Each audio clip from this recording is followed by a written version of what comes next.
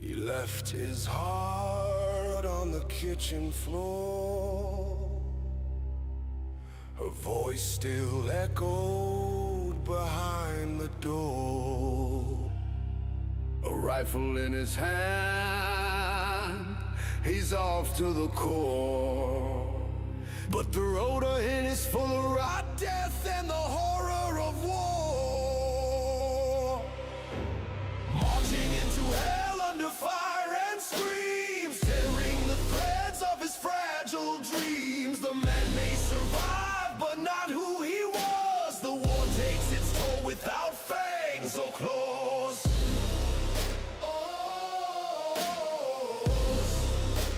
Fangs or claws.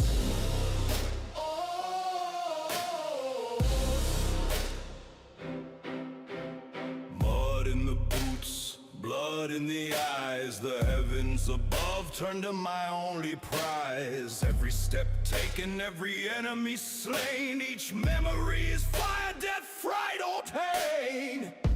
The sky turned ash with earth and stone.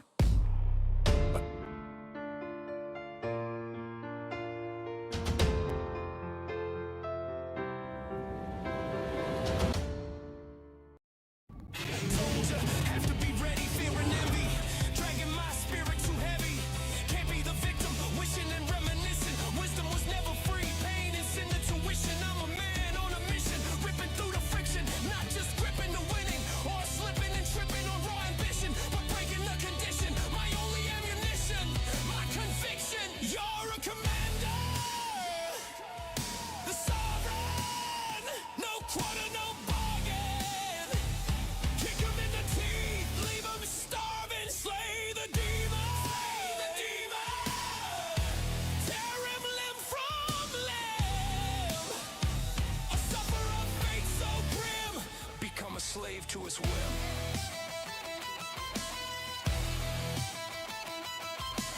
Rage in the veins, soul full of rot, fire inside, just a tiny spark burning hot. But the rage it imparts rends and tears me apart. Strength isn't just power or a bullet to the heart. Whether curing sickness, building bridges, or stacking bodies with the swiftness, courage ain't fearless to face your dread.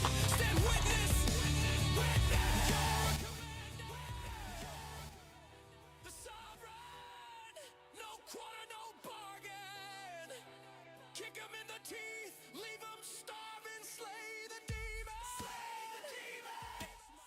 Greetings and salutations, my friends. Welcome. Welcome. Oh, God. Oh, no. No, where is it? Stop. Oh, God. That was bad. Greetings and salutations, my friends. How are you today? Hope you're doing well. Happy New Year. It's gonna be a good one. I know that. And I hope you guys had a good holiday season. The Tangoception, I know. Amazing Barrel, greetings and salutations, my friend. How are you, sir? Got to lock my chair. Anyway, my dude, my bros, my homies, if you would please join with me today before we get into anything else. It's called a simultaneous sip, and all you got to do, my friends, is grab that cup or mug or glass. Perhaps you have a tankard, chalice, or a stein, maybe a canteen, jug, or flask, a vessel of any kind. You fill it with your favorite fluid. I like that's right. It's the morning coffee. Deliciously, magnificently, waifu made, and it is the last sip in the thing. You ready?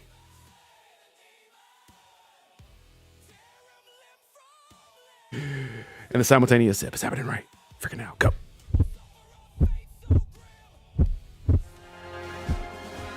Anyway, all right. I am very tired. Yes.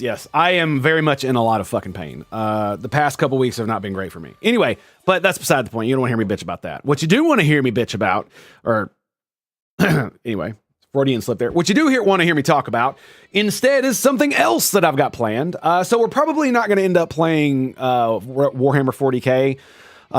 Some shit's come up. I ended up streaming late, but I wanted to get on and just sit here and bullshit and talk at least for a little bit, and maybe we'll get into the game. I don't know. First things first, I have decided that I am going to attempt to make a video game. And before I can do that though, I have to learn how to program. So I need to go do that. And that's what I'm going to be doing. And so what that means is that my streams are going to be a lot fewer and far between. Now, more than likely what's going to happen is that, well, that really was my last sip. Anyway, what's more than likely going to happen is I'm going to go down to like streaming like once or twice a week at most.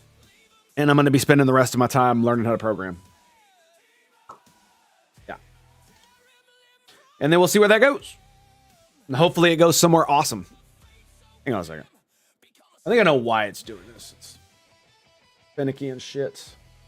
There we go. Okay. Anyway. But yeah, so I mean, I've been thinking a lot about this, and a lot of it comes down to I've been streaming for years, and it's basically come down to the point where doing what I want while I'm streaming has not really done doing what I want while streaming has not really borne out the results that I'd hoped it would. I would hope that I would be entertaining enough and charismatic enough to basically carry it on, and it's just not worked out that way. Either due to the fact that, I just didn't get lucky enough to like get an audience or get out there to be seen by a big enough audience to, do the thing where it compounds upon itself. It happens. Or I could suck. Either way.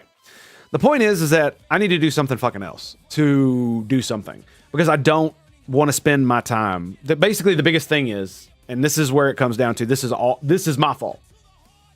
There are no excuses about getting lucky or any of that other stupid bullshit. And the main reason is because if I had done certain things, it would have increased my chances of getting that luck even more. And I did not want to do them because I did not like doing them. And they took too much time away from my family. I wanted to stream and I wanted to play video games while streaming. I did not want to sit for hours combing through my streams, making clips or fucking making episodic videos. Like I did that for years and it didn't do shit. And so it basically comes down to, okay, so I've gotten as many skills as I'm going to be able to get from just streaming. So I've gotten all the how should I say this?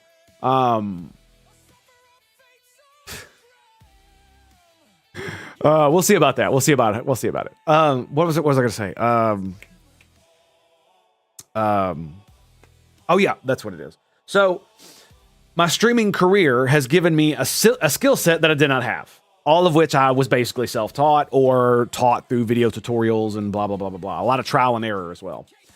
On how to stream, how to set up streams, how to edit videos. So I know how to do all the stuff. It's just the thing I hate more than anything else is I'm editing videos, and I don't want to do that. And the money is literally not good enough. Like, because it would have to be a significant amount of money for me to put in that much motherfucking work. You know what I mean? Me and my many greetings and salutations, my friend. And the point is that it would take years to get to the point where that is, and it's not guaranteed to get there for doing all that work, and I'm just not about it. I'd rather do something else that is more interesting to me. And I think coding is definitely going to be something that's I'm going to find an interest in it somewhere. As a super ultra mega nerd and how my brain works, I'm actually kind of mad at myself for not doing it sooner. I thought about doing it in 2016 before I started streaming. But obviously I wanted to be rich and famous instead of, just another fucking nerd racking behind a computer. But that's beside the point. One of the other things is that it's good for all kinds of things, like robotics, for instance, and AI. So and the best part is that it is one of those jobs that allows you to, if you do it as a job and you know how to do it well enough and know how to apply it to enough different things, it will allow you to do all kinds of things. It ain't for the joy, it can't be for peanuts. Yeah. If it ain't for the joy, correct. And that's where I fell off on the streaming thing. I love the streaming, but it hurts my soul to go live and know that it could be so much better if I did all the things for YouTube and Twitch that would boost it. But the problem is I don't want to spend hours doing that when I could go spend time with my kids. Simple as. Or spend less time streaming, which I didn't want to do either. I tried that several times. It just blew up in my face every time I tried it. So the problem is not that I need to, sack up and just do it. It's that I need to find something that's going to get past my mental blocks that's going to allow me to achieve the things I want to do. And I think that this is one of the ways it's going to happen. Because one of the problems, especially as I get older, is that my disability gets worse. So I'm already experiencing some of the deleterious effects. For instance, I can barely lift my arm right here anymore without experiencing extreme amounts of pain in my shoulder, especially at the very beginning of the day. And it's just lasting longer and longer, and it's getting worse and spreading and fucking all kinds of other stupid shit's happening. And it's not because I'm getting old necessarily. My knees feel like I'm getting old, and they're fine. They just ache every now and then. But my back is all fucked up. And so I'm not going to be able to, I'm probably never going to be able to become an electromechanic or a field service technician or any of that other shit ever again. I've spent too much time out of the field, and to be able to get back into the field, I'd have to start at the bottom again, near the bottom, and work with my hands a lot, using my muscles and all kinds of other stuff. And if I have to do that, I'm not going to be able to do it. I'm just physically incapable of it now. Because it would require me to have pain stamina, which I don't want to deal with. I don't want to be in pain every fucking day. Unless I absolutely have to be. Like if it was needed so that my family would eat, then I would do it. And I would suck it up, but that's not what needs to happen. So yeah, anyway. So it's one of those things that I can do from home and do on an at-will basis. So if I want money, I can go find things and get money by doing work. It's basically like day labor. I've done day labor before, and it's one of those things. Does it suck ass? Sure. But that's just the way it is. And I really think it's going to be good for my future. And those are all the ancillary effects. I think the AI bubble will burst this year. The investments are massive, but there are just not that many end customers willing to pay. I agree, but I don't think it's going to bust in the same way the other busts happen. Is it overvalued? Extremely. But I definitely think there's going to be some things that are going to happen where, a lot like the .com bubble, is it going to bust? Yes. Are a lot of people going to lose jobs? Blah, blah, blah, blah. Sure. Mm-hmm. But there are going to be at least 2 or 3, if not more, companies that have not only the staying power, or they have they have a good enough product to where it overcomes the bubble, right? So somebody will survive through the end. And if they have a good enough product, so will it.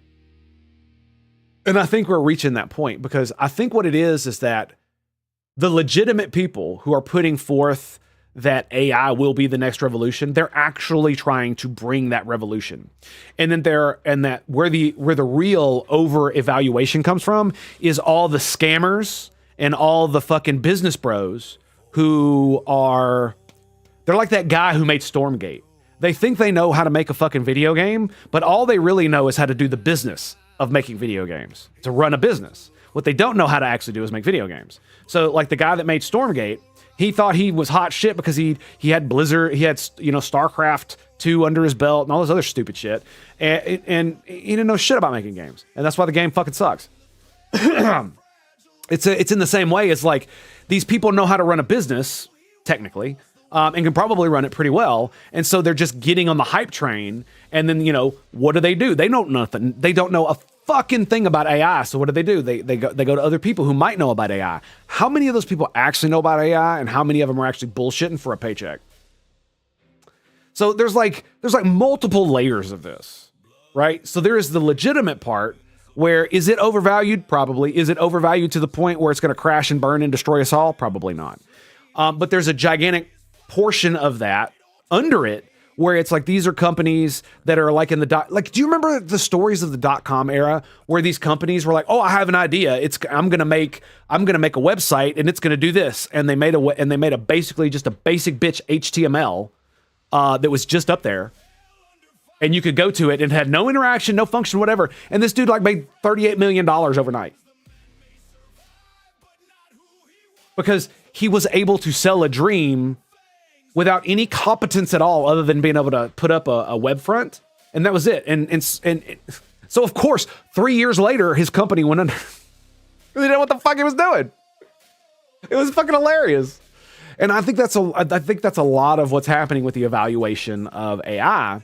Joker, greetings and salutations, my friend. How you doing, buddy? Cheers.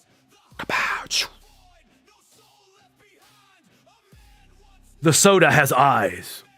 Bum, bum, bum, bum. Good to see you, buddy. What are we talking about? AI, me learning to code, and a video game that I'm trying to make. But yeah, like I said, I think I think a good portion of the bubble and why people think it's such a big disaster waiting to happen is that it's the same kind of thing as there's a lot of companies with a lot of bullshitters who know just enough to get investors in on it and have paid, and there are engineers who know just enough to make like a working model. And yeah, it's a chat, let me put it like this. They can make like a basic bitch chat bot and make people who don't know any better think it's the next revolution of AI, right? That's the kind of thing I'm talking about, where you take somebody with at least some high level knowledge, but not enough to truly like transcend and make the real thing, but enough to make a simulacrum of that thing and sell it and sell that as if it's going to be that next thing. And I think that's what's going on with there. But as far as all that goes, so yeah, I'm gonna learn. This year, I'm gonna learn to code. And one of the main reasons I want to do it is not just for all those things. Those are all the ancillary things. Those are the side benefits that come with it. The main reason I want to learn how to code is so I can make my own game and I can make it competently enough to do the things I want to do. Because I've been digging a little bit, and I thought maybe what I could do is like Unity is now way more user friendly. Is it a gigantic fucking menu horror story? Of course it is, because there's so many things you can do. But technically, you can make pretty much any game you want in Unity without learning how to code. It's entirely possible. The problem is I don't think it's going to be able to do what I want it to do in the things that I want to make a game to do. And I don't know. And another thing is that if I do use Unity and don't learn to code to make the damn game, and I come across certain problems or bugs, I'm not going to know any way to fix it without hiring somebody to do it for me or digging forever on the internet to figure it out.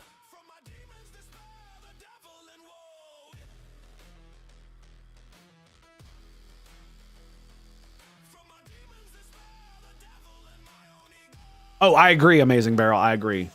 And yeah, same Joker. Absolutely, yeah. And not only that, see, this is where it is, Amazing Barrel. It's not that it's going to be able to, it's not that AI, like, it's just like with coding. AI is not going to be able to code shit. AI is not going to be able to change your fucking sink out like a plumber or fix your toilet, right? But what AI can do is it could make someone who is a fucking superstar, who is actually super competent at their job, be able to not only do the work of 10 men, which they could do right now, but the work of 20 to 100 men with the use of AI bots. Now imagine you have someone who actually is super competent at code and doing and setting up all these structures, but there's a lot of fucking busy work that you got to do that would be better done with an AI, and it would be quicker for an AI to do all that busy work and for it to just be checked by the human who knows what the fuck he's doing. That would be 10 times quicker than to have him just write it all, right? And so I think that's really what it's going to be, is it's going to be like the invention of the ratchet wrench or the invention of the nail gun, right? AI is not a spaceship. AI is the nail gun. AI is the, it's literally the automated driving car, right? It is not something that is going to replace human beings entirely. It's going to make the ability for humans to do better at everything that they do. And it's going to make workflow so much easier for stupid shit that has busy work in it. It's just like with assembly lines, right? Used to, you had a dude who had a screw. He put the screws, he put like 5 screws in holes, and then the next dude fucking attaches nuts to the bottom of them. Finger tight, 5 of them. And then the dude down the line fucking tightens them. Right? So it's 3 dudes to do one thing that now that one fucking robot does 100 times faster and does it 10 times more. He doesn't just do those 5 bolts, the robot. The robot that's automatically controlled by some fucking, scripted AI is literally doing 100 of those things in like a minute. And it used to take an entire assembly line of motherfuckers to do that. That's what AI is going to be like. It's going to be like taking the old school assembly line where you have humans doing everything, and it's going to make that assembly line where you've got one dude operating a single machine that's doing all the work. That's what AI is going to do. It's going to make it a lot easier. It's just like you're probably not going to have an AI plumber anytime soon. But when the AI robots do come out, what you probably will see is a fucking guy like me who is the plumber, and what he's going to do is he's going to have 2 robot helpers. And what are the robot helpers doing? Well, they're gonna be gophers, and they're gonna be the ones manually holding things, holding lights, and all that stuff like that. So that way, all the like actual important work that the plumber needs to do, where all that knowledge comes in and stuff, he gets to do that while the robots do all the stupid shit like cleaning up or preparing the site or getting all the tools, stuff you would use a normal gopher helper to do. Now you've got 2 robots doing it. Maybe you need to go to the store and get a part. Well, instead of you having to go to the store and get the part, you can fucking put one of your robots in your car. Your car is AI automated. You tell the car to go to the store. The robot goes into the store, grabs the thing it wants. It goes up to the fucking AI checkout, and it checks out the thing. It pays for you, and then it leaves, comes back to you, and gives it to you. So instead of you having to waste all that fucking time going and doing that, you now have somebody to do that while you do something else. I paid good money for this clanker. Yeah, that's exactly how it's going to be. I can absolutely see it. Like it's like this. Imagine you have like a warehouse where you've got people going all back and forth. Right now in Amazon, they're doing like fully automated. But imagine you have more primitive warehouses like at the plumbing company I used to work for. What you do in a place like that where you're not building from the ground up, where it's already an established thing and you can't put in all the tracks and all that other shit, is you would have humanoid robots, and you would buy like 5 of them, and then you would have one person who knows how the robots work, who knows how to control them relatively, don't need to know the coding and shit, but knows how to work with them, literally interface with them to get them to do what it needs to be done. And then one human is now managing the entire warehouse of autonomous robots. And it's not, like I said, it's not like the Amazon where the robots are on tracks and wheels and all that. No. We're talking about actual humanoids. This is a primitive setup. So you've just replaced like 4 or 5 men with like 2 robots just to manage your small little shitty warehouse, just to manage all the little bits. So when the plumbers come in to get all their supplies, they don't have to spend 10, 20 minutes trying to find all their shit. Everything is labeled. Everything is in the correct box. Because the funny thing is, when I got hired to work at that plumbing company when I was 15 years old, that's exactly what I did. One of the first things I did was restructure the warehouse and make everything correct, because it was all fucked up, dude, because there was nobody specifically doing it. And let's just be real, a lot of the dudes were white trash. And what do white trash do? What does white trash? They don't return the cart. That's what white trash does. I can't help that. And so naturally, they're all fucking retards, or a lot of them are retards, and they don't return the cart. What does that mean as far as this goes? It means they take little bits and they just throw them in random boxes when they don't need them, and they don't care where it goes. They don't clean up their mess. When they see something wrong, they don't fix it. Oh, I'm not paid to do that. Motherfucker, you are paid to help run this company. You fucking idiot. Anyway. So yeah, you'd get rid of a lot of that human error involved, and it would think about how much money that would end up making in saving you. And there were several jobs I worked at, like when I worked at the Ram place. We had nobody in shipping. They were going through essentially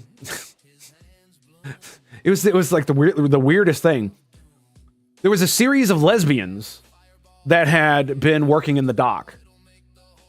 I don't know why, but when they put out ads for this or went through recruiting companies, it was always women who are like bull dykes who got the job. Now, it's fine. I don't give a fuck. It was just kind of funny because it's like the exact type of woman who would work around a bunch of gruff dudes is that kind of woman who would, most of them acted just like we did. But it was like, so when they had somebody for shipping, that was what they had. But a lot of times they didn't last because, I mean, let's be real, it is a lot of fucking hard ass work, and you have to deal with a lot of stupid shit when it comes to fucking retards that are white trash. And so what do you get? revolving doors. And so that company is in a few years going to be able to buy a robot to do that all day long. And it's going to require about as much forethought as they were putting into it already. Anyway. But like the logistics of how robotics are actually going to change the world is fascinating to me. Because most people think everybody's just going to be replaced with robots. And it's like, that's really reductive and has nothing to do with anything. It's like Flippy.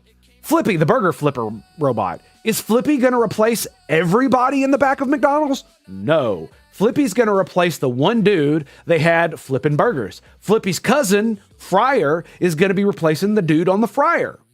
And what's going to happen is that they're also going to have another robot in there somewhere that's going to be picking up all the stuff that they cook. And that's going to replace all the 5 people they had running around that motherfucker doing all that shit.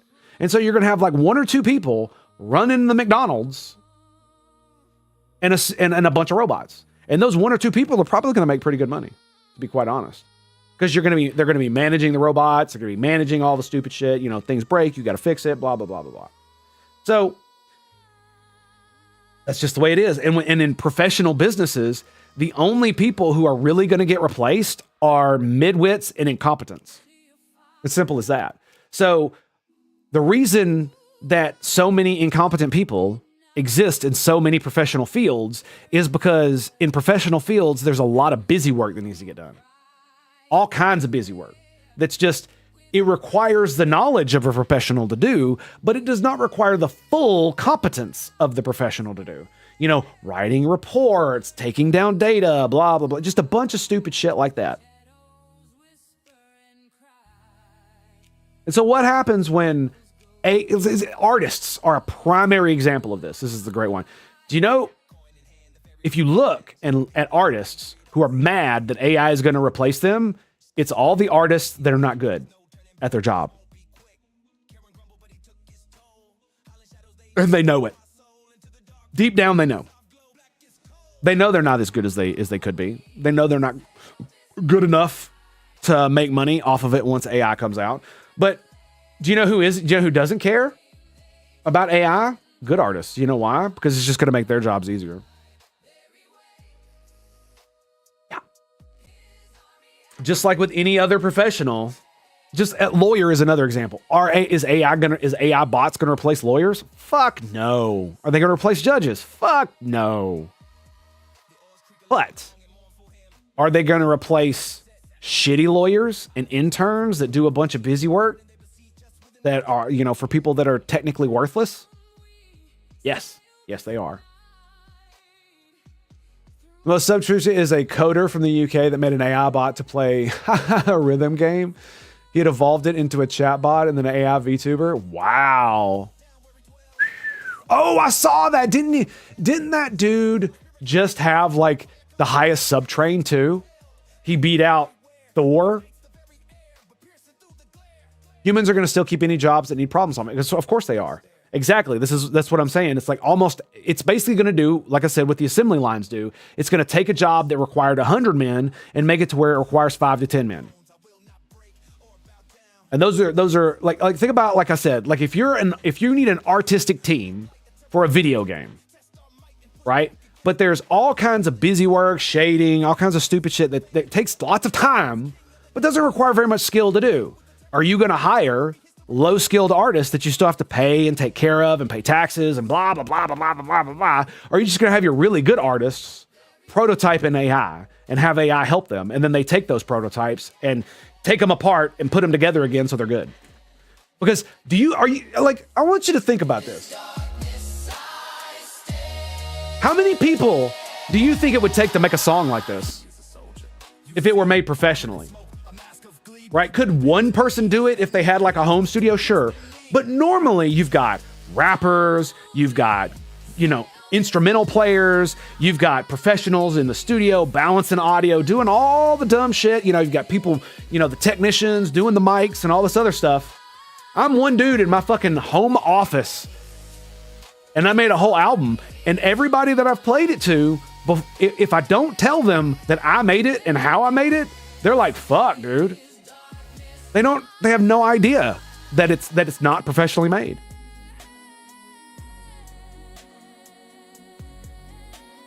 Broke Hype Train 123. Nice. GG, baby.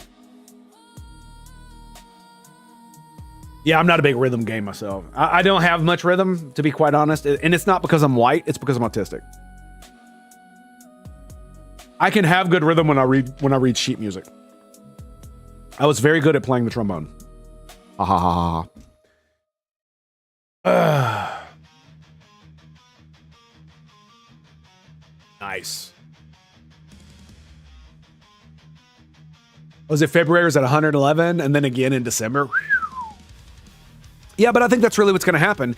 Is that it's gonna make the Pareto principle even more stark than it is right now. And if you don't know what the Pareto principle is, it's basically to break it down simply.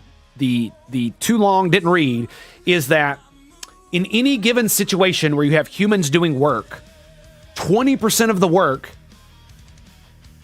or excuse me, 80% of the work is done by like 20% of the people. And the rest of the 20% of the work is done by the rest of the 80% of people. So 80% of everybody you hire in a company is damn near worthless. Or at best, they're static. And they're just going to keep the company running. And then you have like that small 20% that do the vast majority of the really good work that's going to make the company a lot of money, right?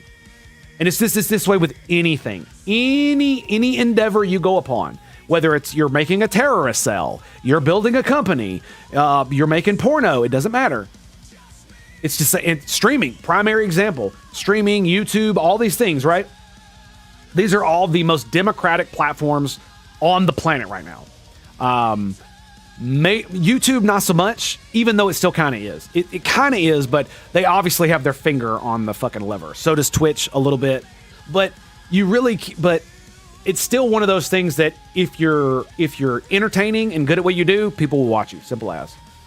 Which is probably why I have no viewers. So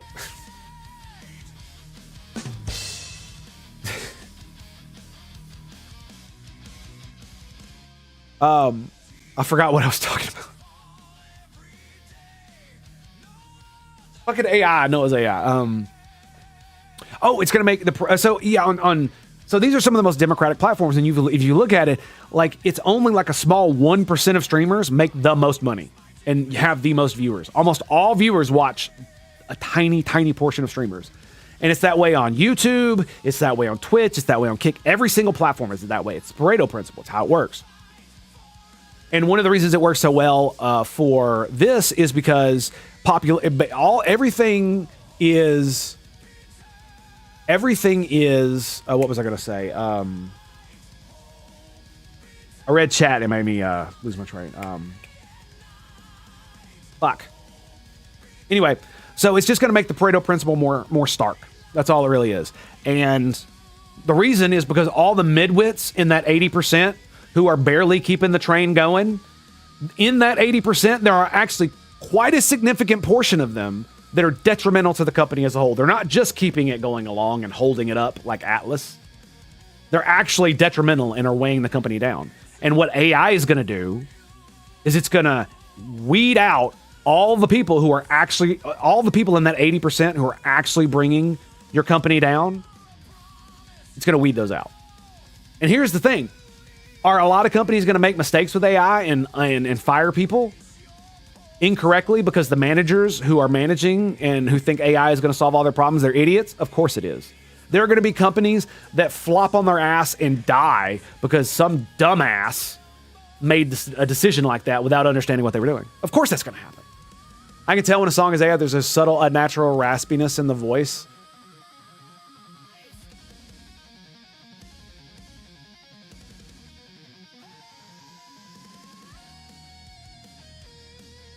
And you can tell every single time. Well, fair enough, but most people can't. And that's one of see, here's the real secret to how you make. To me, what it feels like, the real secret to making music with AI is, I've listened to a lot of AI songs on these apps, and some of them are pretty good, but most of them are just like. And it's possible that just the genre isn't good for me, but there are definitely a lot of genres that I don't normally listen to, but when you hear a good tune, dude, it makes your body move. Even if it's not in really a genre you're interested in. Like, think about classical music. whenever the even people who are like, ugh, classical, whenever they actually hear like the melodies and the big parts of the songs, they're all like, yeah, that's pretty good. Even if it's not their style, it's like, yeah, I can feel that. Most people are like that. Even people who hate rap can recognize really good rap.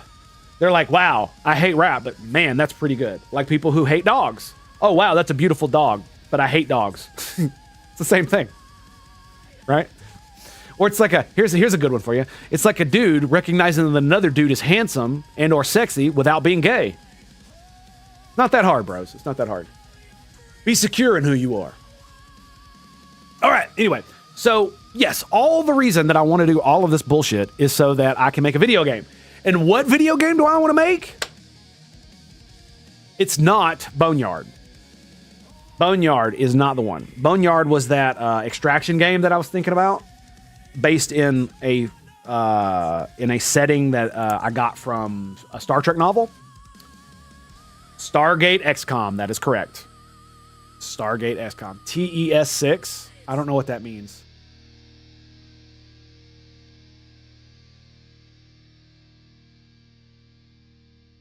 Anyway, yes, Stargate XCOM. That is it. I have already started. Where is it?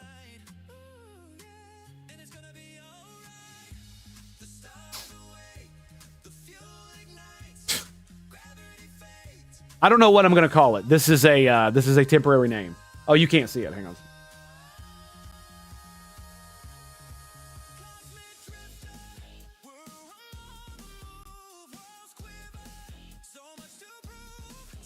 And my bullshit's in the way. Can I move it over? Yes, I can. So, yeah. Like, I know you or something? No, the Elder Scrolls. Oh, no. We're not doing that. August of 2020. Why is my face frozen that way? The fuck?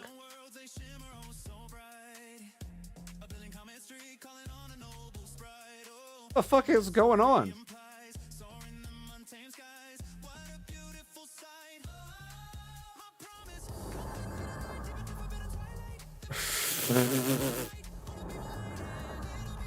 Take it easy, Amazing Barrel.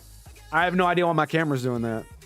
Obviously, my camera's working. You can see right here. See? It's transmitting too. What the fuck is going on?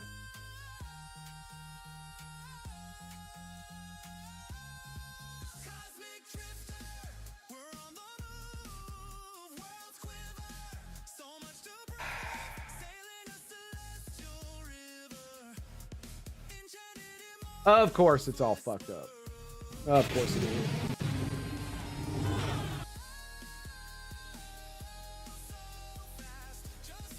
And it freezes as soon as it goes to... Oh boy, dude.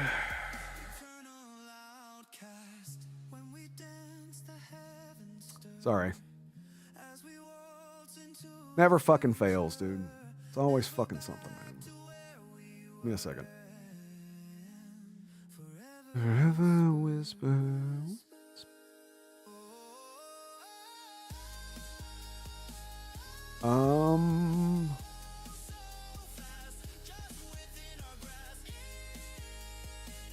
There we go.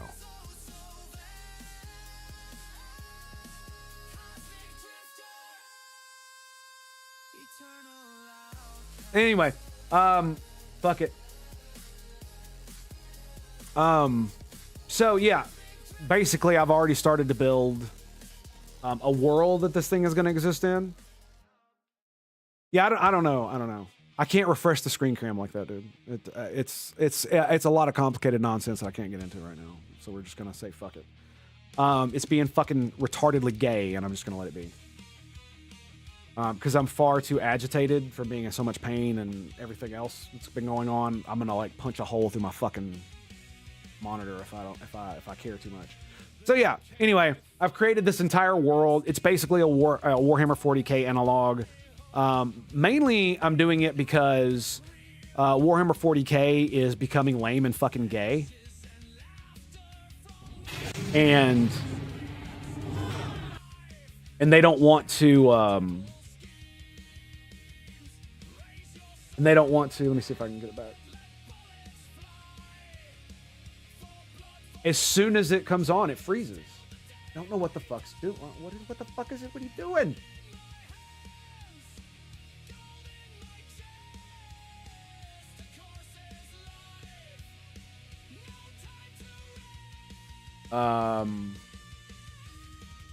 Okay. So, what the fuck?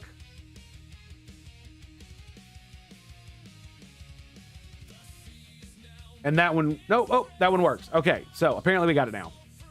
God help me, son. Anyway, so I built up an entire like Warhammer 40k analog, and one of the biggest reasons is because Warhammer is fucking lame and gay now.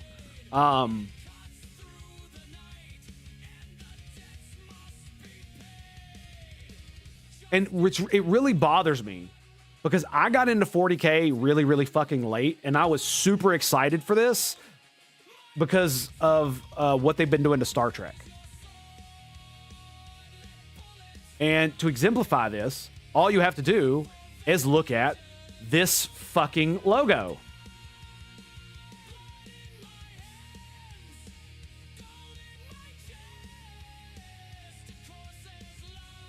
Look at this gay shit.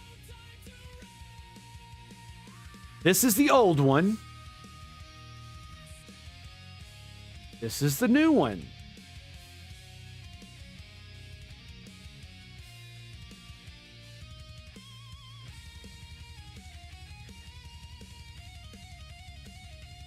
This is the old one.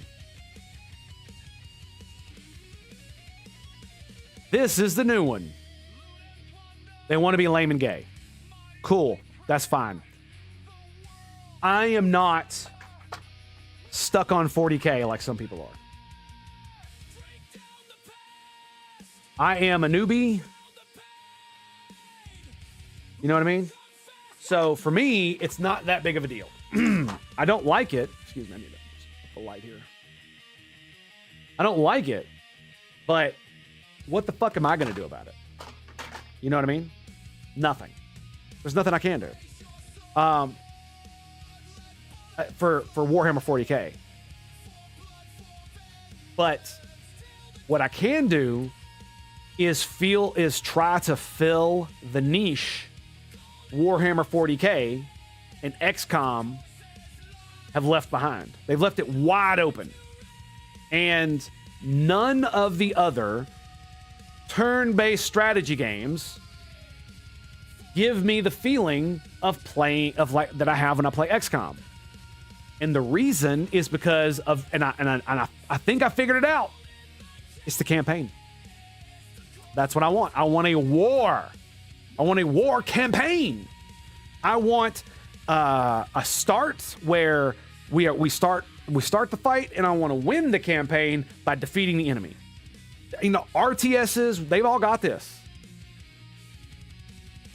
And of course, that's where most games goes. But what I mean to say is that XCOM has we are fighting against overwhelming odds, underdog, you know, like scrappy rebel force. Here we fucking go, right? You know, fucking spitball or chewing gum and gumption. There you go. No, that's what is it? It's duct tape, chewing gum, and gumption. And XCOM does a really good job of giving you that feeling. XCOM Enemy Unknown and XCOM 2 really well. And one of the main reasons why I despise XCOM 2 now, other than the fact that I played way too much of it, is because they talk about how moddable their game is, but their game is not actually moddable. You can tweak their game. In my opinion, the game is not moddable because you can't change certain fundamental things about it. One, you can't change how time flows. So you can't put a way to slow down time, speed up time more than is in the game, or make it to where you can put in a set time that you go for. It's just hard-coded.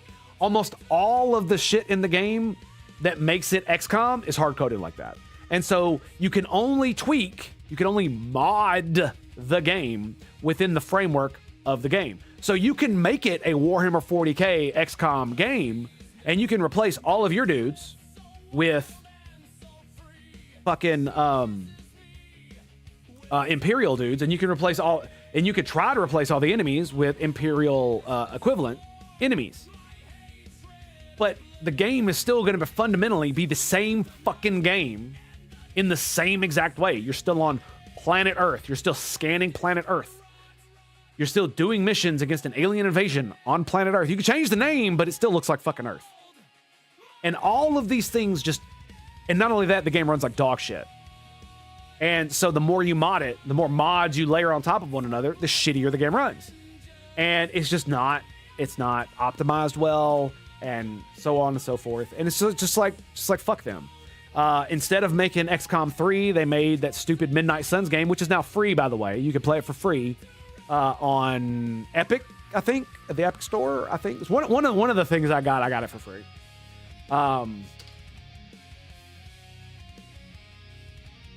Like, I claimed it, I own it. I just have never installed it, and I probably never will. I literally have it in my thing so I can look at it and make fun of 2K and make fun of them. We're passing up a supreme opportunity. They gave us X-Cops. Okay.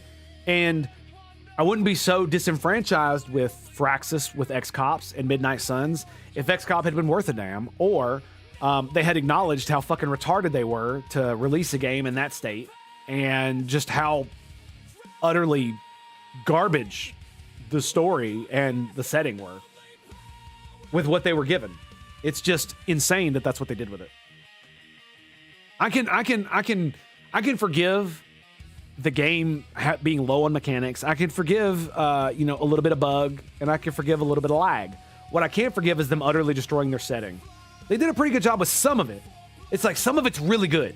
The Snake Lady and the freaking Sectoid, really good. Love those characters.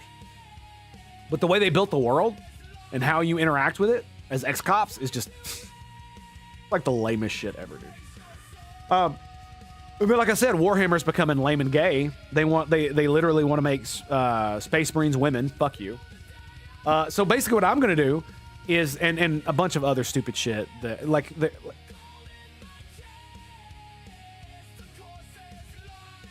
two words basically sum up my entire disappointment with 40K.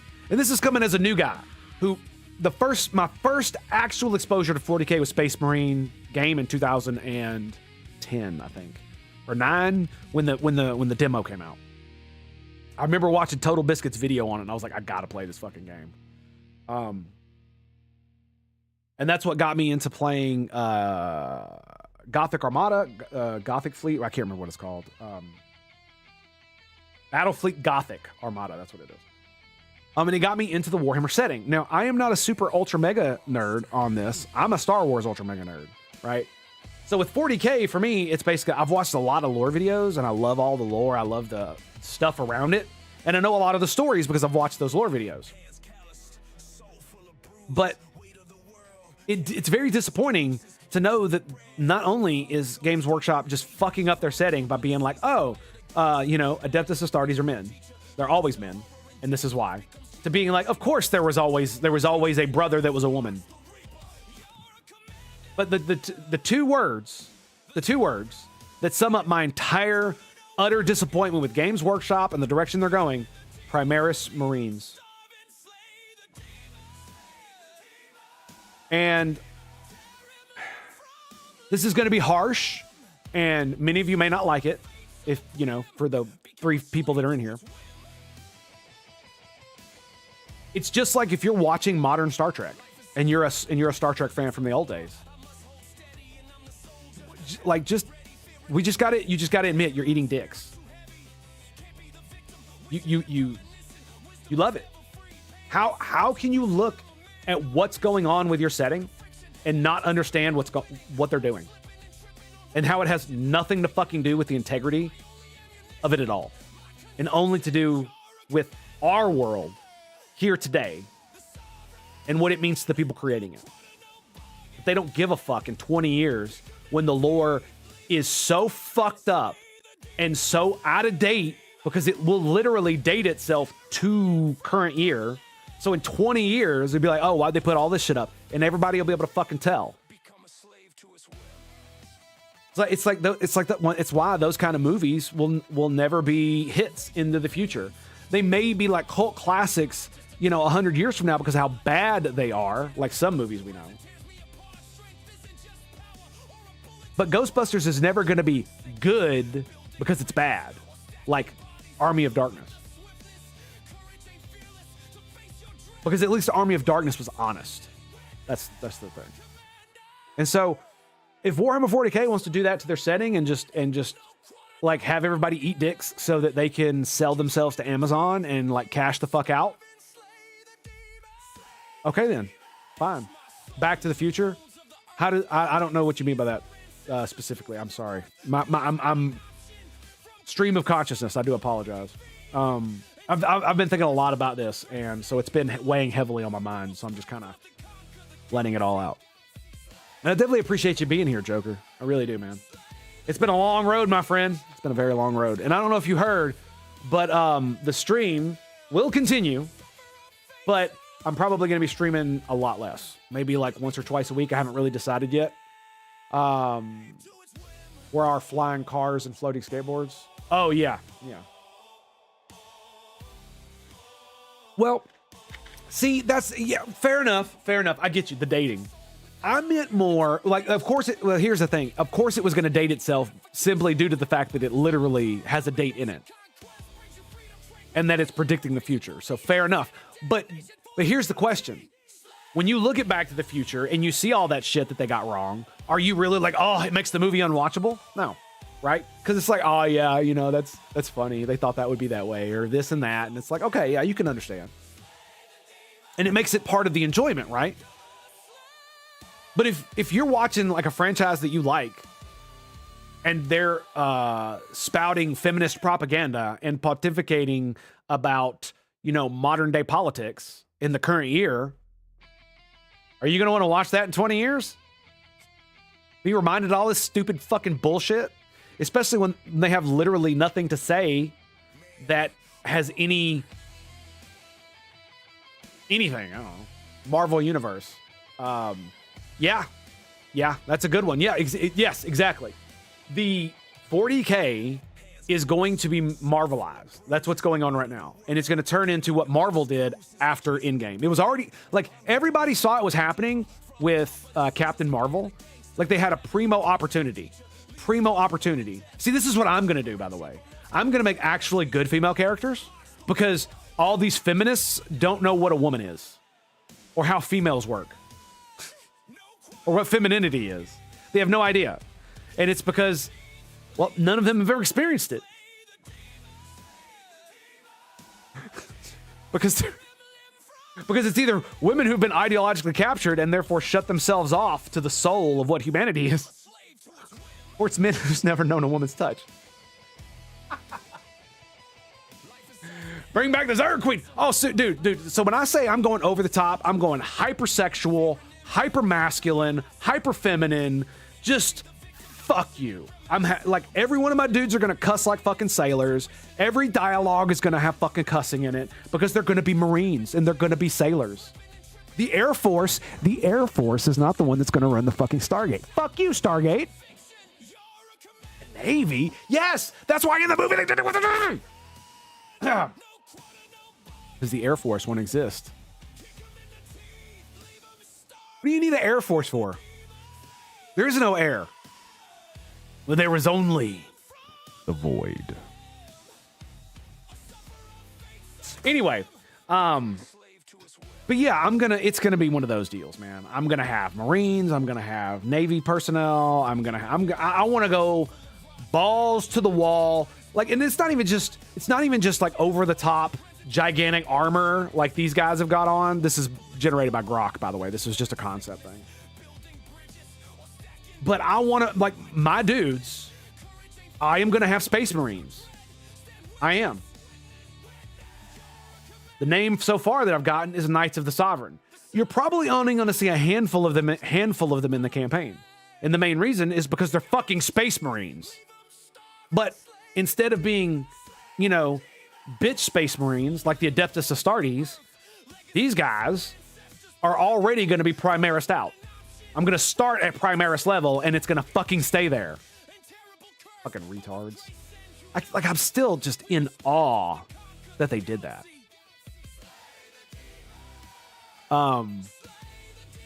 So yeah, I'm gonna have female villains that are hypersexualized, that use sexuality as a weapon, as a tool, slavery, torture, debauchery, you know, just murder, rampant murder, all the nine. And here's the best part.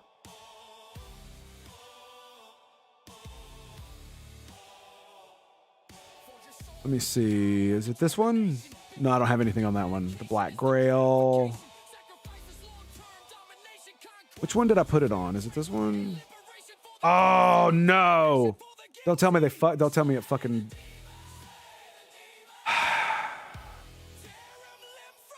You know, if your product isn't gonna work, I'd really like it if it wouldn't delete my shit. That'd be great.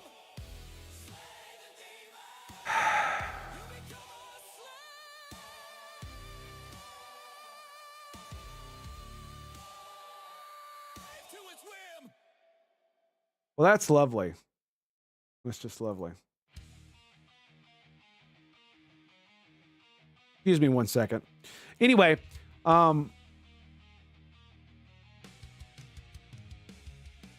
one of the things that I'm actually going to base the Imperium on, and one of the reasons why the Imperium feels so disjointed in so many ways, and people are like, oh, that makes it real.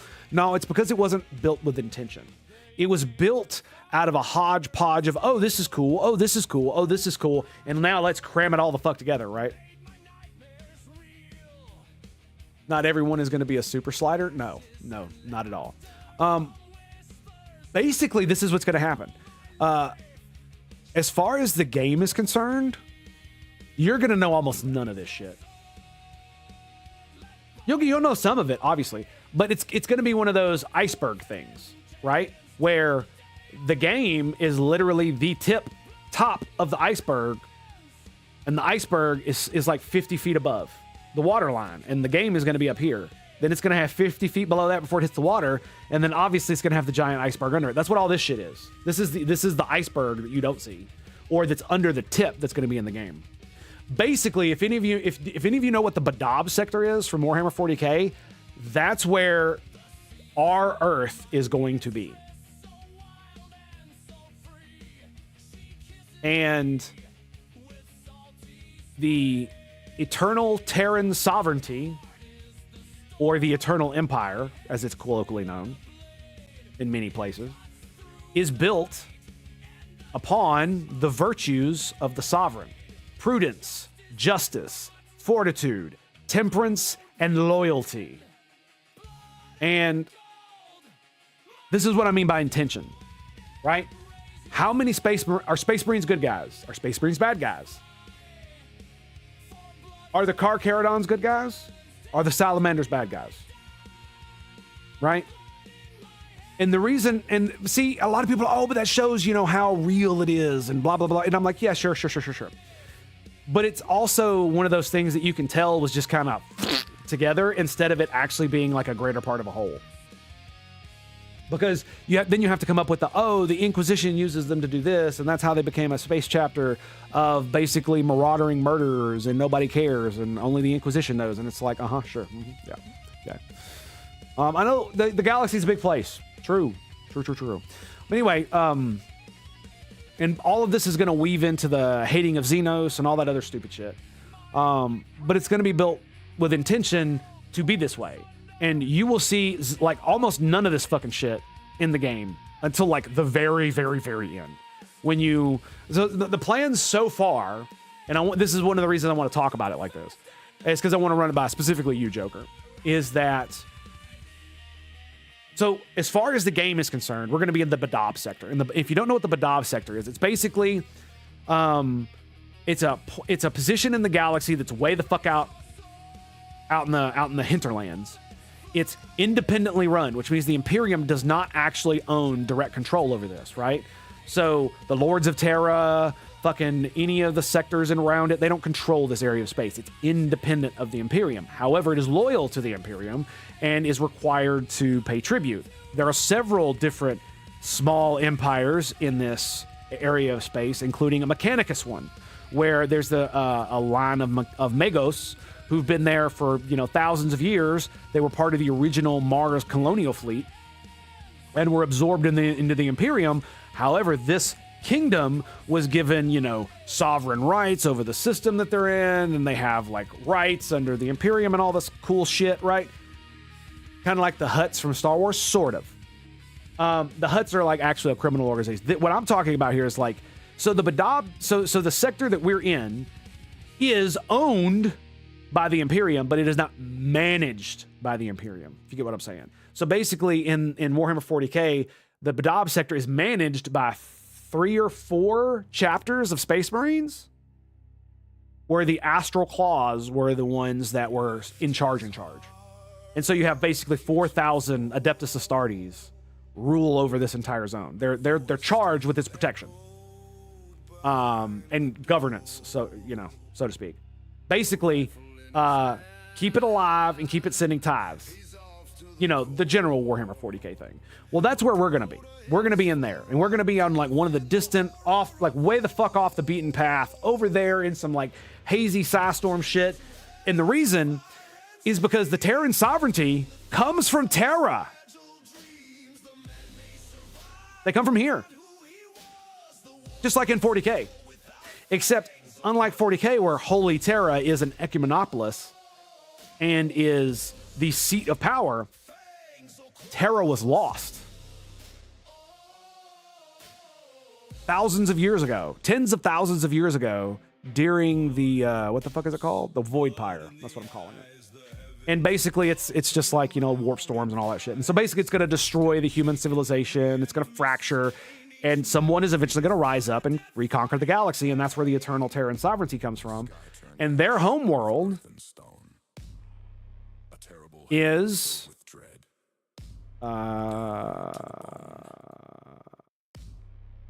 Terra Secundus, the home world of the sovereign.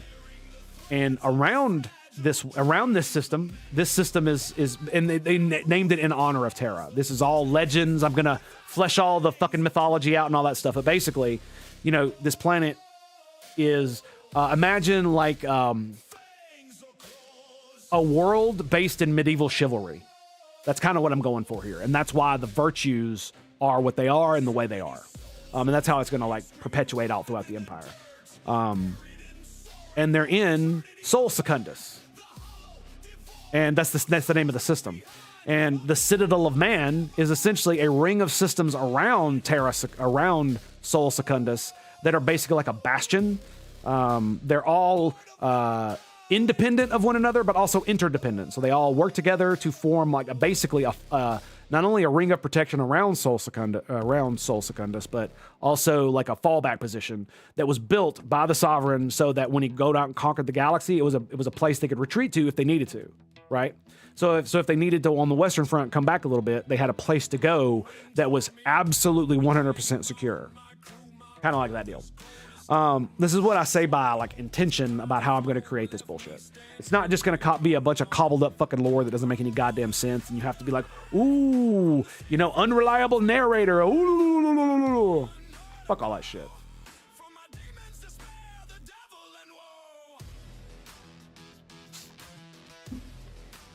So that's, yeah. And I don't want to get into too much of the lore because all of this is like it's going to be under the hood. Just like with like all of this stuff is basically just for me. And the reason is because I've realized that I want to do something. I really want to do something. And it's driving me fucking nuts because I want to build something. And I'm constantly being distracted here and there and this and that. And, streaming didn't work out with the thing I wanted to build, and that's okay. The point is that you keep doing things until something finally clicks. And my formal education is essentially stalled. And so learning to program is just an extension of that. I'm also, I'm doing a lot of other stuff in the background I'm not going to talk about because it's lame as fuck, but whatever. But the game I eventually want to make will be part of this universe. And the reason I want to do this is because I've watched a lot of the Brandon Sanderson, a lot of his world building courses, lectures. And one of the things he talks about is a lot of this is what constitutes bad writing and bad world building in anything. When you try to cram as much of your lore into as small a space as possible, so that the person you're trying to get to read your book or interface with your game or interface with that world gets as much as possible. They basically lore dump or overload or anything like that. And you can do that. That is a technique you can do. And it does work for some people. Like Tolkien does a lot of it, but he does it in a very, as he would say, queer way, which makes it interesting. Which is why it can hook you right in, even though he's literally lore dumping all over your face. But if you use prose, if you use good enough prose and you know how to write and make it whimsical or whimsy enough, it works. It definitely works. Like talking about the hobbits, dude, it's like, why am I reading 10 pages about fucking the history of hobbits at the very beginning of the fucking book? And then I realized, not only did I read it, and I'm like wondering why I read it, but I actually read it and enjoyed myself. And so one of the things you want to do is you want to hide almost all of your lore behind not only just mystery boxes, but just it needs to feel natural. Imagine you had a camera just appear in the world and you, the viewer, are watching this new world for the first time. And everything is happening naturally. Nothing is done for you. It's not scripted. It's not anything. What would you notice? People acting naturally. They wouldn't be telling you about the history of their fucking cause they're fighting for. They wouldn't be telling you about all the past history of how much bullshit you went through with this guy, blah, blah, blah, blah, blah. They might hint at it. They might allude to it.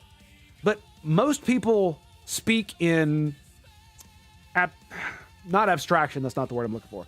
Most people do not speak plainly and directly. Even most common folk don't speak always plainly and always directly. A lot of it is innuendo, right? Even if it's not clever innuendo, it's still innuendo. I can't tell you how many times my uncles or people in my family who I would not consider, who are such, would often use innuendo and allude, it's a suppository, and alludation to make jokes or tell stories or any of this other nonsense. Even though their vocabulary is fairly limited, their education, formally anyway, is fairly limited. And so, like if you know. And I just don't want to be mean because it does sound mean when I say it like that, when I get too much onto it. But it's basically like everybody has stats, right? My wisdom stat, very low. My intelligence, very high. My strength, that's middling, right? Everybody has stats. Look, if I hear or read good news, everyone, I'm immediately going to that scene. Of course. The thing is that he says that like almost every damn episode. Anyway, now the good news is that I am going to be learning how to code, and hopefully learning how to code I will use that knowledge to make a video game. Smokey! Happy New Year, buddy. Thanks for being here. So, yeah, that's the good news. It does mean that it does come with a little bit of bad news and that my stream will not be as often.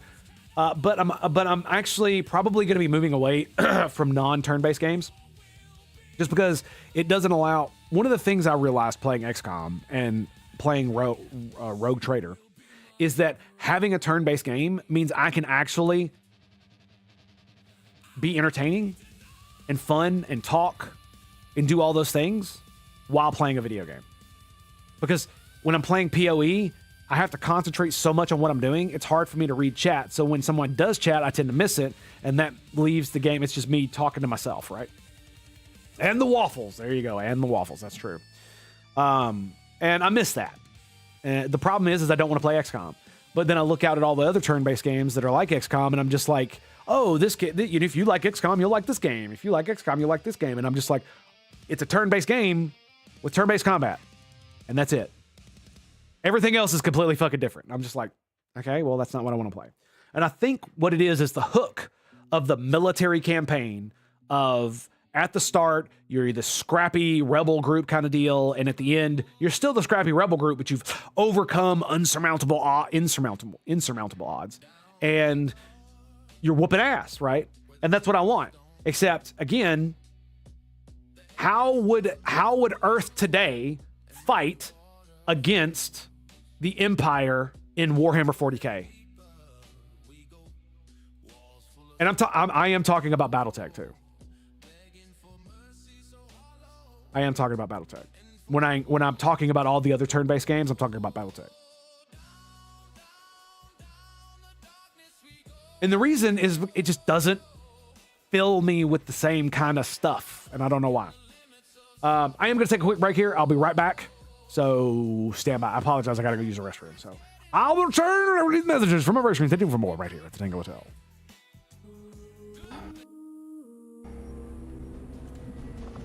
Speaking of tactical nukes. In's turn. Goodbye.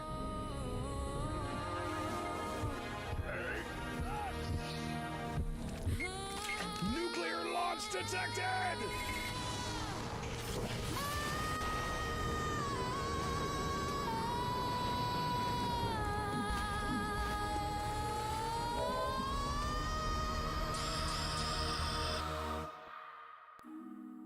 See a fire. Ooh, I cannot deny. Here is hot as hell's outcry. If you dare with a prayer,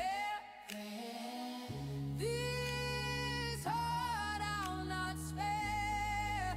Where the burning oceans lie, shadows whisper and cry, and angels go to die. Coin in hand, the ferryman grins. Hate, lust, and greed on my sins. I hit a violin, let it begin. Sticks, river flowing black and thick. There's no turning back, and this won't be quick. Karen grumbled, but he took his toll. Howling shadows, they know I needed my soul. Into the dark we go, a soft glow. Black is cold. Down we sail this night. That caught me off guard. Through fire and flame. Got ammo here. Fat amounts of plastic steel, baby. Remember, I got an ammo crate, so if we're running real low, boys, I got a backup. I'm telling you, man, the gangster lean is something else, dude.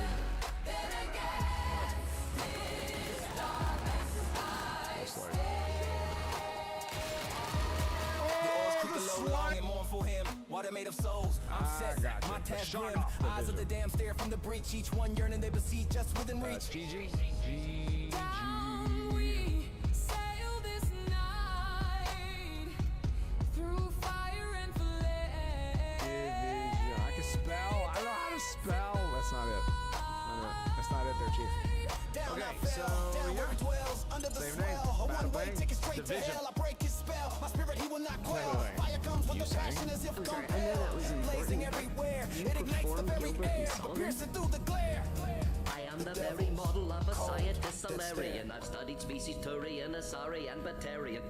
I'm quite good at genetics as a subset of biology because I am an expert, which I know is a pathology. Bones, I will not break or bow down to the prince of darkness and fear. Through fire and flames he shall appear.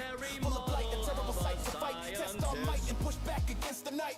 Soul in hand, I will make my demand. The flames have been fanned. Herald of demons, king of the damned. Wings stretch and expand. A light with a terrible brand. An army his to Renan. Across the wasteland at his command. Darkness will cover the land. There he waits, his army at hand.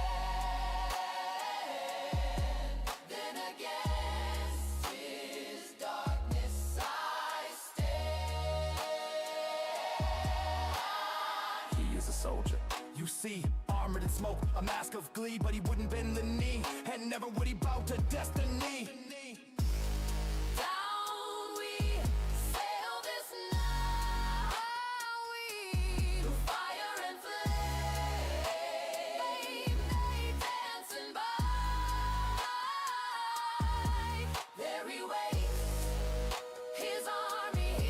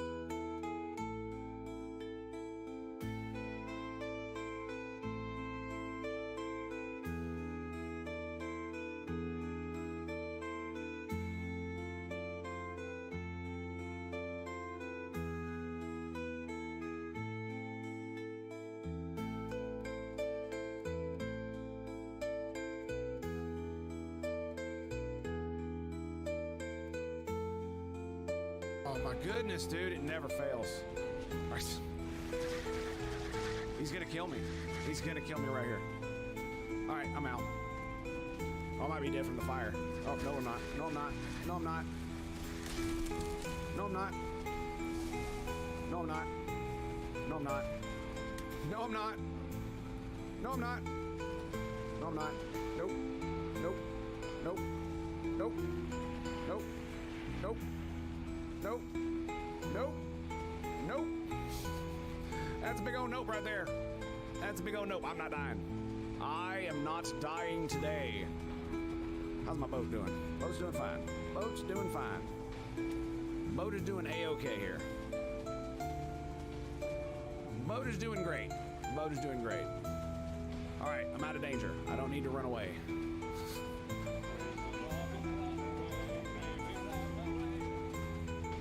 All right, all I gotta do is regen my HP. Got a gunner, trooper, gunner, and mech. The trap is set. Oh yeah, baby. So you know who we're not? Oh yeah, baby. You know what we're gonna do? We're not doing shit. That's what we're doing. All right, we're back. Anyway, so yeah, like I was saying, Warhammer 40K and it feels like XCOM are leaving open a niche in the market that I think I may have the ability to at least attempt to fill. Am I going to be able to fill it immediately with all kinds of shit? No, absolutely not. And other people will step in as well. But it's like there really does feel like there is this opening, especially in grim dark sci-fi, because it really does feel like most people don't understand grimdark. They don't know how to construct it. And not only that, freaking Warhammer 40K, I don't think you can really soon. I do not believe you'll be able to classify Warhammer 40K truly as grimdark. I've heard it described as hope punk, which is where you live in this like dystopian world, but it looks like there may be a light at the end of the tunnel, when that's not the way the Imperium and Warhammer 40K was originally set up, right? It's supposed to be a setting. And that's like the fucking problem, is they're trying to move the setting in the timeline of the setting forward. But they literally didn't need to do that. There's so many stories that you could tell. Stories that involve fleets and sectors and hell, damn near the whole galaxy, but it doesn't actually change the actual static setup of the galaxy, the overall status quo. And that's actually a good thing, because that means you have so many stories to tell instead of just the one story about the one guy who saves the whole of the galaxy, when there are millions of planets and trillions upon trillions upon trillions upon trillions of people in the galaxy, all contributing to this nonsense. And we're tracking like a dozen people, and that's the story. Sure, if you want to play the Grand Galactic Opera, sure, but that's not what I'm going for. And I think that's one of the reasons why it feels like 40K is getting away from what it truly used to be. So I'm fairly excited about trying to fill that. And again, like I said, I want a setting that is going to be the setting that I want. Jack O'Neill said it best. Hathor, the god of sex, drugs, and rock and roll. Okay, let's extrapolate that. Let's take it. Right? There is 40K is becoming so much more like, what's the word? Sanitized. They made a children's novel in it, which, I mean, obviously you can. It's not really that big of a deal, but it's just one thing among a torrent of an avalanche that's coming down the pipeline. It's just like, what the fuck are we even doing? Like, for me, why would you need to just make 10,000 Space Marines out of nowhere? Like, the whole concept of them making those new Marines Like, I don't mind the idea of the Primaris Marines. And it actually makes sense if you want to sell more models. Sure, they want to release Space Marines and they want you to buy them. Okay, Primaris Marines, cool. But the way they implemented them was just absolutely atrocious. And it just fucks every bit of the lore all up because if you, like, you literally just have to not think about it. Because it makes no goddamn sense at all. Yeah. And the reason is because it breaks every rule and it breaks them without knowing the rule and how it's breaking the rule. And therefore can be honest about breaking the rule. So it pretends it's not and or it is, but anyway, it's a complicated mess of nonsense. They could have done it any number of ways. Like they could have literally made it like he had been researching for 10,000 years and he finally figured out how to upgrade Space Marines to the Primaris. And it was going to be, you know, it's hella expensive and it's going to, you know, kill a lot of them, but it's worth it. Doesn't that sound way the fuck better than just fucking thousands of, you know, tens of thousands of Space Marines coming out of nowhere who are supposed to be part of these chapters, but know literally fucking nothing about them, have spent no time as initiates in these chapters, being formed by the culture of these chapters. That's the whole fucking point of the chapters, is to have different cultures. So it breaks down everywhere. And again, they could have done the upgrade thing. And then it's like, oh, but it'll kill a lot of them. But, you know, it comes with the fact that we'll be able to make more Space Marines faster with the Primaris because of how the gene seed now works with the Primaris stuff. That would be cool. That might actually work and make sense. But that's not what they wanted to do. They wanted to do some stupid gay shit. That's what they wanted to do. And that's what they did. And now they've fucking broken it. Like when I heard about, anytime I look at the Warhammer 40k universe now and I think about Belisarius, it just makes me not want to fucking play anymore. Like when I found out that, like when they did in Space Marine, when they're talking about all the Primaris shit, like at the beginning, you're a regular Space Marine and then you get your Primaris stuff and then you're teamed up with everybody else who's Primaris. And I'm just like, I just kind of went with the flow, but like, especially because one of the dudes saw the rebellion in Warhammer 30k. He was there, made into a Space Marine, Primaris, and then frozen for 10,000 years. Like, what the fuck is going on? Anyway, like, that's not over the top. That's just fucking retarded. So,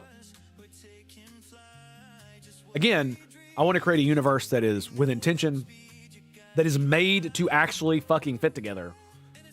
And the inconsistencies that you will find, which you will find tons of them, because of course you will, there will be explanations for them. You just won't know them.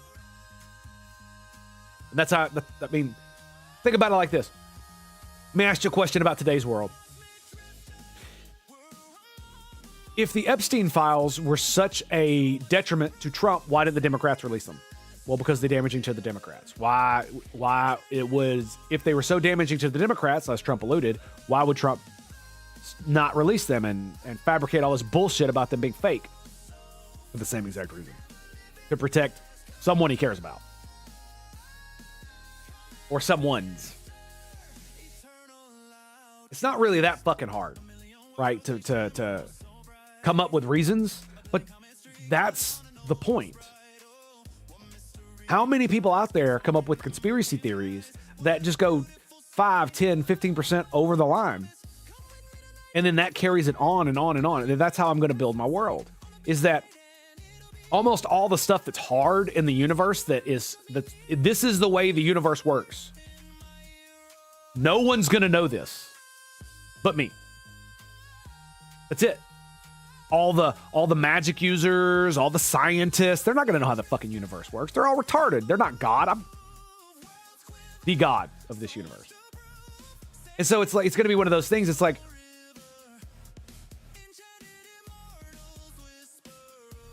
anyway, I'm just going to get off that. So, I think, again, like I said, this is going to be a long-term project. It's going to take me for fucking ever.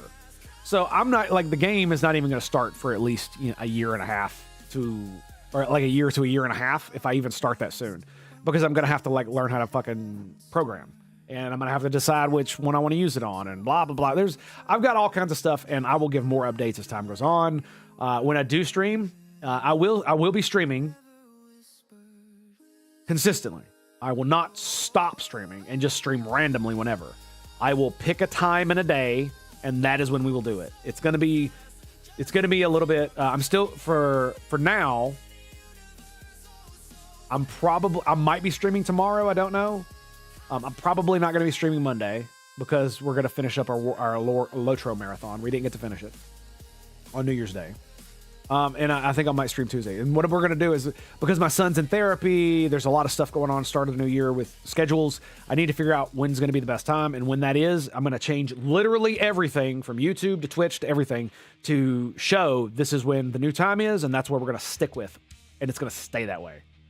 I might be late. I might be early. I might not show up on those days, but I will let you know when that happens. And I will try to stay consistent to that schedule. And I know I've been fucking waffling for years at this point, ever since my mom got sick. But what can I do, man? What can I do other than live my life?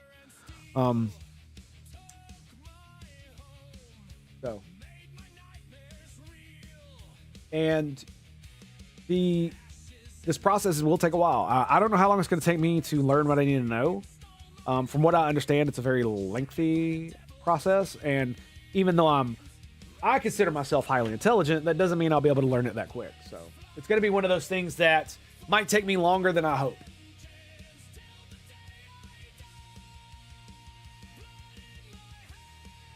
And then the next hurdle we need to overcome is the fact that I'm going to be a solo dev. And it's like, how am I going to make a fully 3D XCOM style game? Well, Unity. I hope. I think. I mean, you can literally just make a full first-person shooter game in Unity that's 3D without even knowing how to code. So, like, it's entirely possible. As I'm researching what I needed to do to make the game and coding and all that other stuff, I came across several people who are coders who are like, yeah, you can learn how to do this in Unity without any coding. The main reason I don't want to go that route is because I have a feeling that I'm going to end up making systems or having things be the way I want them to be. The way I want the game to be, I'm not going to be able to do unless I know how to code. And unless I know how to, like, lift up the hood of Unity and fuck with the internals. Or that, it'll counter some bug, or I'll have some kind of problem with the program and I won't be able to fix it because I don't know what the fuck I'm doing, right? And so I think that's where we're going to go with it. And I'm really hoping that it pays off. This is a game I do want. And I want it to be over the motherfucking top. And that's one of the main reasons I want it, is because this is, unlike Boneyard, which is a game I kind of want to play, this is literally the game I'm looking for. When I got tired of XCOM, this is why I branched out and looked at a lot of others, and every time I look at them, they're just like, I don't want to touch this fucking thing. And so I want to make the game that I want to play. That is and Xenonauts is very close, which is why I play the fuck out of it. And I'm going to continue to play it, in fact. Because it's a good game.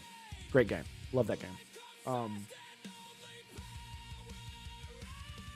And so so Xenonauts is not just a turn-based tactical strategy, whatever the fuck game. It's an XCOM game. And I'm going to make an XCOM game. That's what I'm going to make. I'll probably will end up making abilities and shit. I'm probably not going to go Xenonauts route, where there are no reward. Like in Xenonauts, the only real rewards for leveling up are stats, which is fine because that's the way the game works. But I do like abilities in XCOM, but I don't think I'm going to do it like XCOM, where you've reached Sergeant and you have to choose between these 2 abilities or these 3 abilities, and you can't. No, fuck all that shit. I think I'm going to go with the remember Alien? What the fuck was it called? Alien. It's not Isolation. Dark Descent. Right there. Still have it installed, by the way. Great game. Not a turn-based game, but the pause. It's the one thing I wish they'd have put in that game, is the ability to toggle pause and slow down time without having to fucking go into the menus and settings. It's so fucking retarded. There should have been just a hotkey for it.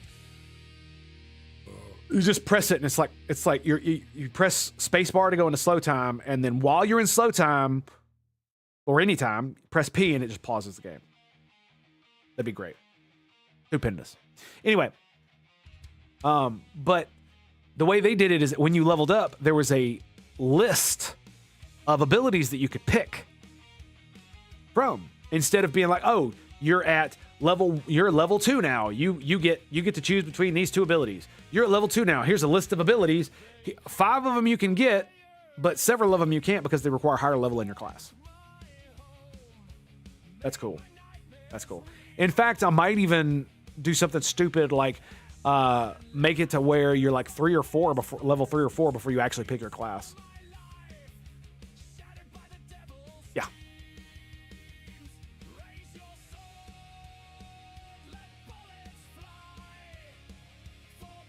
We'll see about that though. We'll see about that. That's way down the pipeline. I don't give a fuck about that right now. What I do care about is making the game, and it's basically going to be Stargate XCOM. And so far, it's the Cygate is the reason we can travel out into the universe. The reason the 40K, the reason the Eternal Terran Sovereignty can't destroy us is because they don't know where we are. They're a gigantic, decaying empire full of religious zealots. Xenophobic religious zealots. They can barely maintain their feudal-style empire across the stars. One fucking planet, of which they have millions, is going to be relatively inconsequential to everything else going on in the galaxy.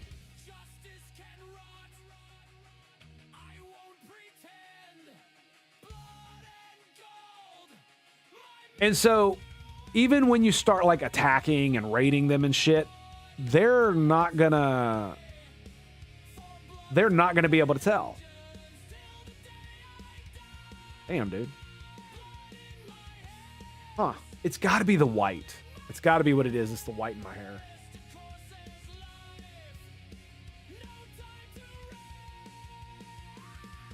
Yeah, that's got to be what it is. And my forehead. That's why I was wearing bandanas and shit. And anyway.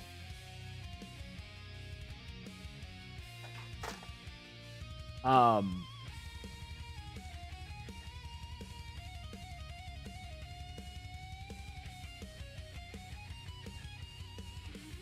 mean, it just makes it brighter even though it does the same shit. Oh, it's fucking silly. Anyway. Yeah, it's definitely my white hair. How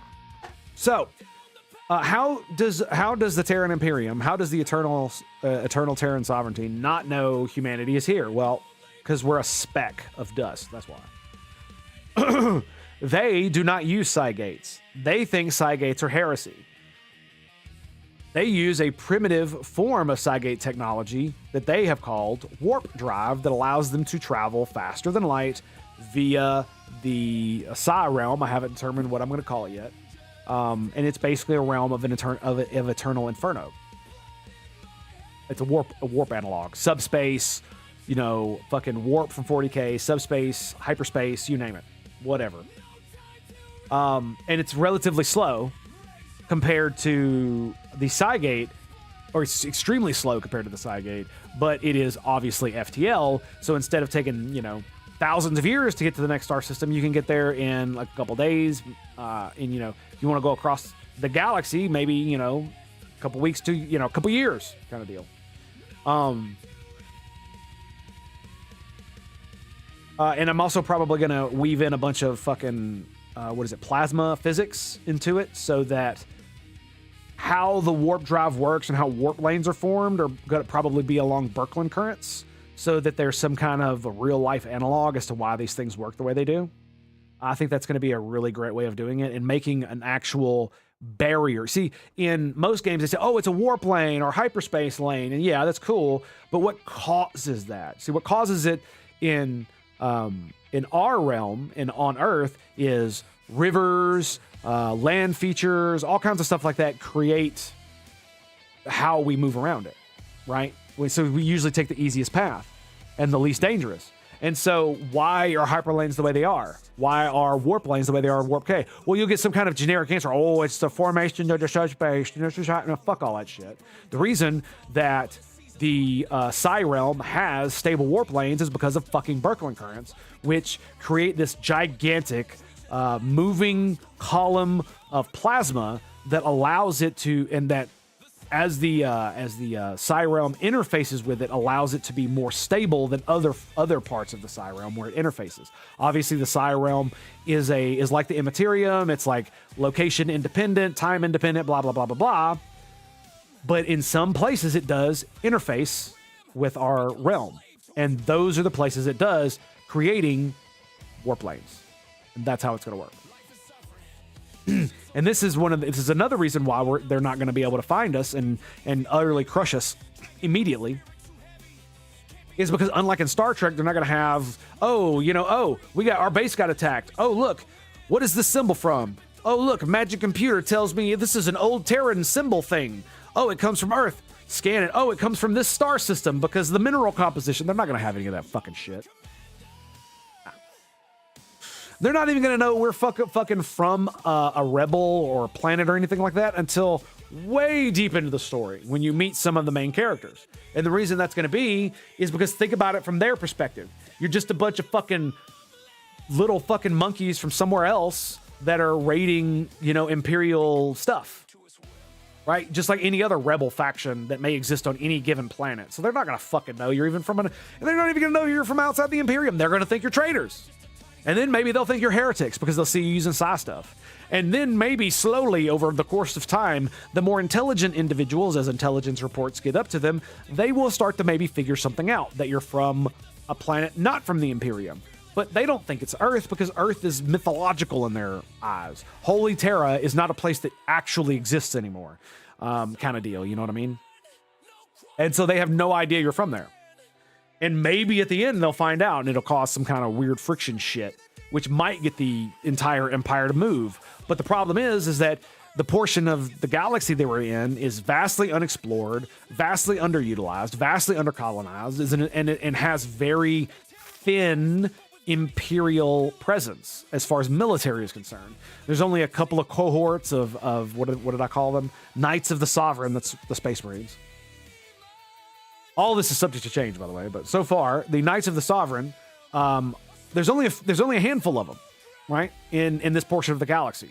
They're not going to be equivalent to chapters of Space Marines. We're not doing that because chapters are fucking stupid. The only reason chapters exist is because it was cool, and then they had to make an ad hoc way of fucking making it work. Chapters are retarded. We're not doing that.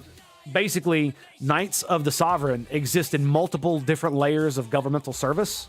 From military to civilian, all kinds of ways, because they're genetically augmented super soldiers. But they're not just super soldiers, they're also hyper intelligent, and their brains work far faster than ours as calculators. They're far stronger, far taller, yada, yada, yada. Just like Space Marines are in 40K, they are to us in that universe, except more so, because I'm not fucking retarded and making up all kinds of bullshit that just fucking essentially magic. No, they're actually going to be genetically engineered to be actual hyperactive super soldiers. And many of their roles are going to be honor bound, i.e., they can't breed anymore because of the genetic augmentations. They'd kill most human of the opposite sex should they try to breed with them. They're all male, by the way, so it'd be women. They can't breed. And by law, they can never hold titles, so they can never be rich, they can never be, famous, quote unquote. They can never live a civilian life. They can never have any of that shit because they gave their life to the sovereignty and to the sovereign as service. And with that service comes responsibility as well as power, and they have a lot of it. But I'm thinking they're going to be accountants that are they're going to be fucking super soldier accountants. Why? Well, because it's a governmental function and it needs oversight.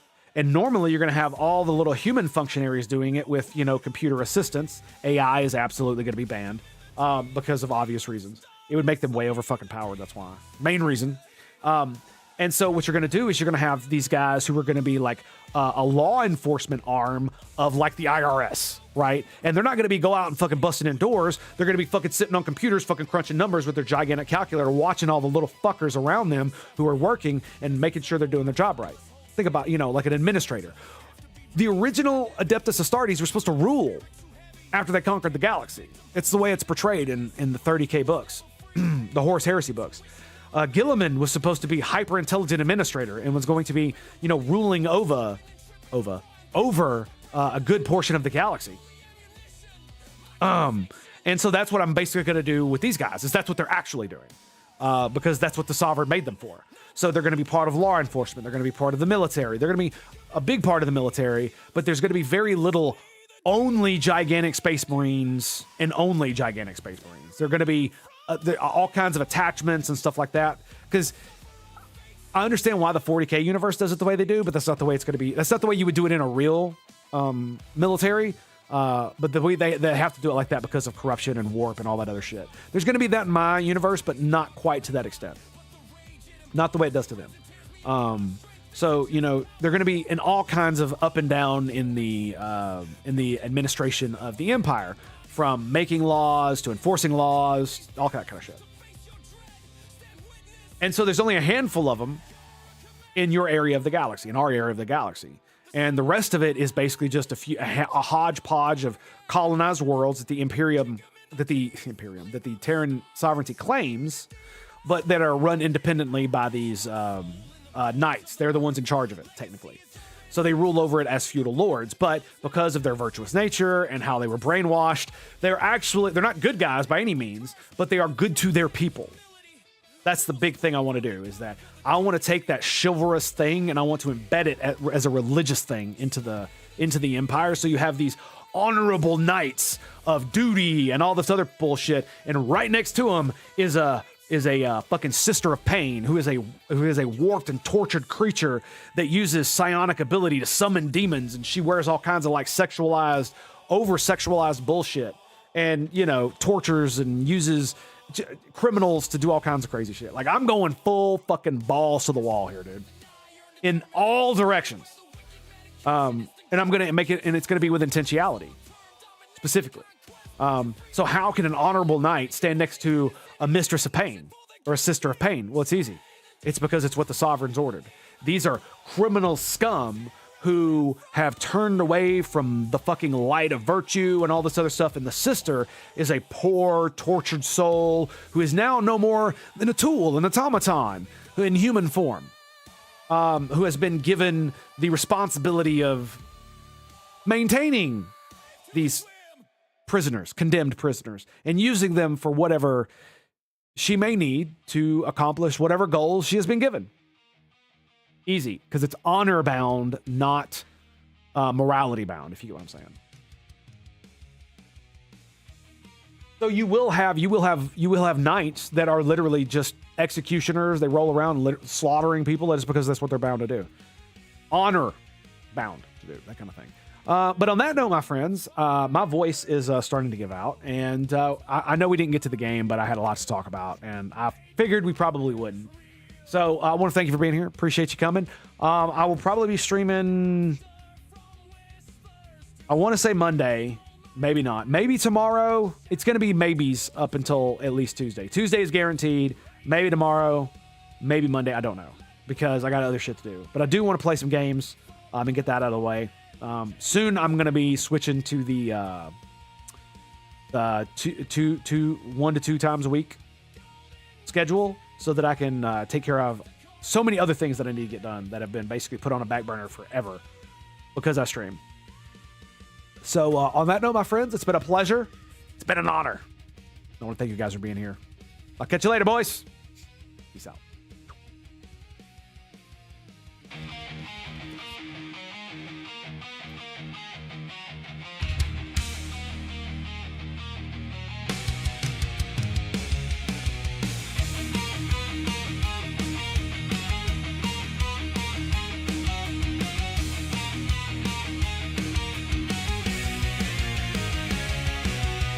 They came with fire and steel.